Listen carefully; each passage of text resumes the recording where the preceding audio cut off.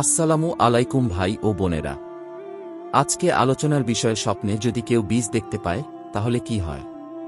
তবে পূর্বের মতো আমরা এখনও বলি যে একই স্বপ্নের ব্যাখ্যা ভিন্ন ভিন্ন হতে পারে, তা আপনার বয়স, পেশা, বিবাহিত নাকি অবিবাহিত, নারী নাকি পুরুষ ও আপনার বর্তমান পরিস্থিতির উপর নির্ভর করে।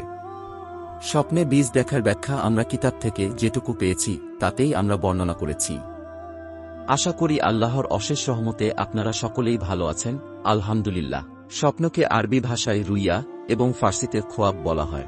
হযরত হুরায়রা রাদিয়াল্লাহু আনহু থেকে বর্ণিত, রাসূলুল্লাহ সাল্লাল্লাহু আলাইহি ওয়াসাল্লাম ইরশাদ করেছেন, রুইয়ায়ে সালেহা তথা ভালো স্বপ্ন আল্লাহর নিকট থেকে দেখানো হয়। তবে স্বপ্নটি সত্য কিনা মিথ্যা হবে তা সম্পূর্ণই আপনার উপর নির্ভরশীল।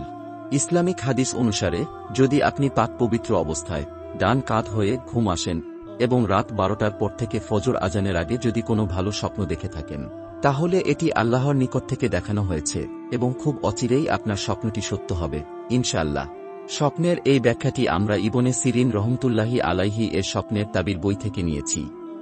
স্বপ্নে পোস্তবীজ, আফিম দানা দেখলে সে তিক্ত কোনো কিছু পান করবে অথবা কোনো খারাপ সংকল্প করবে কারো মতে, বরং সে উত্তম সম্পদ পাবে।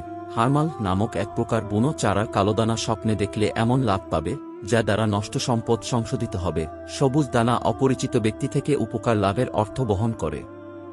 এমন একটি ঘটনা আছে যে জনৈক ব্যক্তি স্বপ্নে দেখল তার দুই পায়ের হাঁটুতে হালফা, এটা তীক্ষ্ণ প্রান্ত বিশিষ্ট খেজুর পাতার মতো জলজ উদ্ভিদ যা দ্বারা চাটাই, ঝুড়ি, রশি ইত্যাদি তৈরি করা হয়।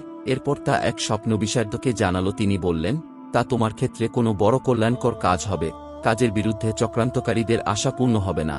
তোমার অসুস্থ আপনজনদের জন্য মৃত্যুর অর্থ বহন করে। পরে দেখা গেল তিনি যা বলেছেন তেমনই হয়েছে। এই রকম আরও ইসলামিক ভিডিও পেতে আমাদের চ্যানেলটি এখনই সাবস্ক্রাইব করুন এবং পাশে থাকা বেল আইকনটি বাজিয়ে দিন। ততক্ষণে ভালো থাকবেন, সুস্থ থাকবেন। ধন্যবাদ।